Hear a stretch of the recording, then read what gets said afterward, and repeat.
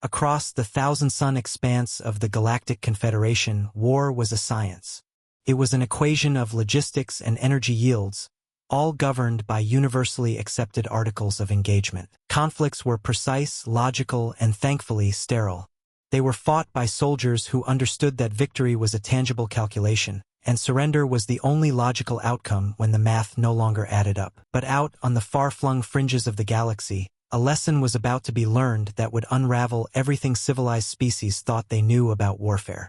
A lesson from a backwater species, born on a high-gravity death world. A lesson about humanity.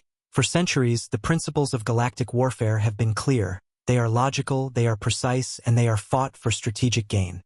We engage, we achieve our objective, and we cease. The voice of Instructor Cthar, a decorated veteran and a respected lecturer at the Galactic Military Academy, echoed through the amphitheater. Cadets from dozens of species, crystalline Cthrax, insectoid THZZK, even the gaseous intellects of Cygnus X1, focused their senses on the hologram shimmering at the center of the hall. Today, however, we study an exception. A species whose entire history of conflict is a chaotic, barbaric mess. They call themselves humanity. Let this be a lesson, cadets, in what happens when war isn't waged with logic, but with pure madness. Cthar's manipulators glided over the control panel. He was a master tactician, his reputation built on deconstructing legendary campaigns. His current lecture, Asymmetrical Warfare Among Primitive Species, was always a cadet favorite. It was a grimly fascinating look into the brutal, inefficient conflicts of races who just hadn't grasped the elegant math of modern warfare. Humanity, Cthar went on, his tone a mix of academic curiosity and mild disgust, is a unique case. They're a Deathworlder species, which some of our more alarmist colleagues think makes them inherently dangerous. I don't agree. Their history doesn't show a superior warrior spirit. It shows a tragic inability to resolve conflict without resorting to absolutely breathtaking levels of self-destruction. Their wars aren't fought for territory the way we understand it, a clean acquisition of assets. No, they're waged over abstract ideas, emotional slights, and what can only be called petty tribal squabbles written on a planetary scale. He projected a new image, a human soldier, caked in mud, holding a primitive projectile weapon. Note the crude tech, the reliance on chemical propellants, the total lack of personal energy shielding. These aren't warriors as we know them.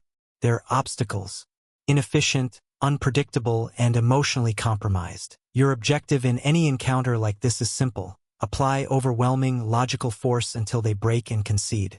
It has always worked. It will always work. Now, let's begin our first case study, the Great War of their 20th century. The air in the amphitheater grew heavy as the archival footage played. It showed scenes of trench warfare. Cadets watched, utterly repulsed, as waves of human soldiers charged across scarred, muddy fields straight into machine gun fire. The sheer, grinding waste of life was horrifying.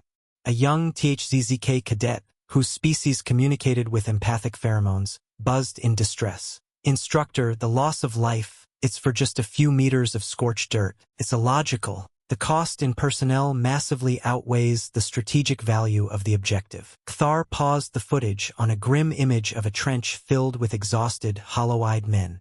An astute observation, cadet. You're right, it is illogical.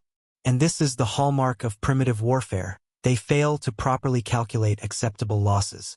They threw away entire generations for inches of mud because their leaders were driven by pride and nationalism, not sound strategy. They didn't see war as a political tool, but as a contest of will.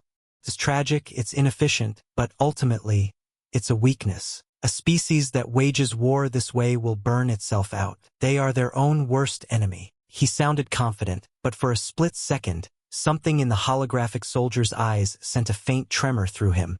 He dismissed it. This was just barbarism, not a real military strategy. It was a lesson in what not to do. Let's move to our second case study, Cthar announced, trying to get back on solid ground. A recurring and profoundly illogical strategy in human history they call scorched earth. The hologram shifted to vast, snow-covered plains.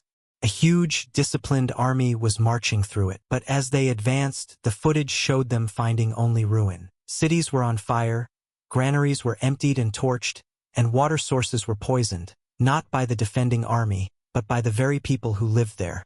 A gelatinous cadet from Proxima, a resource-hoarding species, quivered. Instructor, I don't understand.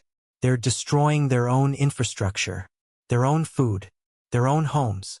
This isn't defense, it's self-immolation. Why would any species choose to destroy the very assets an invader wants to take? Kthar stared at the footage, his own certainty starting to fray at the edges. The principle, as far as our xenologists can tell, is to make the cost of invasion unbearable.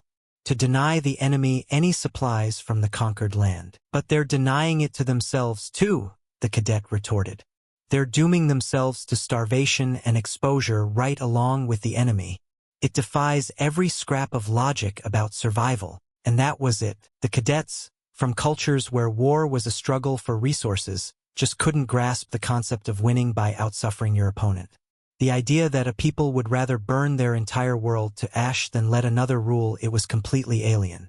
It wasn't a strategy born from logic, but from a terrifying, absolute defiance. For the first time, a genuine, uneasy silence fell over the lecture hall. The human capacity for sheer, bloody-minded endurance was something none of their models had ever accounted for. Kthar's voice had lost its confident boom. It was now strained, almost thin. Final case study. The display flickered to life with a chaotic montage. It showed things that defied every rule of civilized conflict. Soldiers using common stimulants like caffeine to push their bodies into hyper-aggressive states, fighting on with injuries that would have sent any other species into metabolic shock. It showed them turning simple, everyday items into deadly, improvised weapons. It showed them blasting terrifying, discordant music across battlefields for the sole purpose of shattering enemy morale. And then it showed the true horror. A human soldier throws himself on a grenade, instantly sacrificing his life to save the 3 soldiers next to him. Another holds a position to the very last man, not to protect a strategic asset, but to defend a tattered piece of cloth on a pole, a symbol. They were dying for ideas, for honor, for revenge, for love. Things that have no place in a strategic calculation. Kthar was trembling now, his manipulators shaking as he pointed to the screen. Do you see? Do you finally see it? Their primitive nature isn't their weakness. It's their greatest weapon. We thought their willingness to die was a sign of inefficiency. We were wrong. It's a sign that they value these intangible things more than their own lives. The final piece of footage began. A grainy, black and white recording. A city, vibrant and alive. Then a silent, blinding flash. A mushroom cloud boils into the sky, consuming everything. The city is just gone. Turned to radioactive dust. They did this, Kthar whispered, his voice cracking. They built the ultimate weapon, a device that could sterilize a planet, and the first time they used it was on their own kind. Not once, but twice. To end a war against other humans. The cadets recoiled. Species that discovered atomic power either ascended peacefully or wiped themselves out. But humans? They used it, survived, and then held it over their own heads for decades, living on a constant knife's edge of total self-destruction. We have been operating under a fatally flawed assumption, Kthar said, his gaze sweeping across the stunned faces of his students. Half looked like they were going to be sick. The other half looked ready to resign on the spot. We believed humanity's greatest threat was from an external enemy. The horrifying truth is that humanity's greatest enemy has always been itself. And you have to understand, a species that is willing to do this to themselves, what, in all the stars, do you think they're willing to do to you? The silence in the amphitheater was no longer about respect or unease. It was the absolute, profound silence of pure terror. The cadets looked at the hologram of the human soldier and no longer saw a primitive barbarian.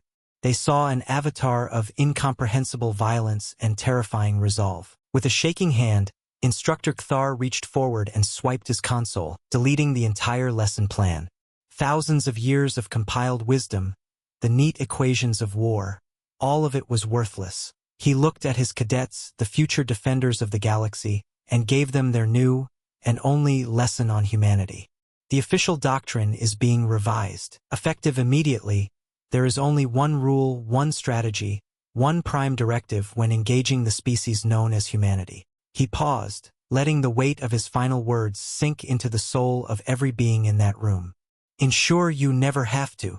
If you enjoyed this glimpse into the terrifying potential of humanity, be sure to like this video, subscribe for more stories from the cosmos, and hit that notification bell so you never miss an update.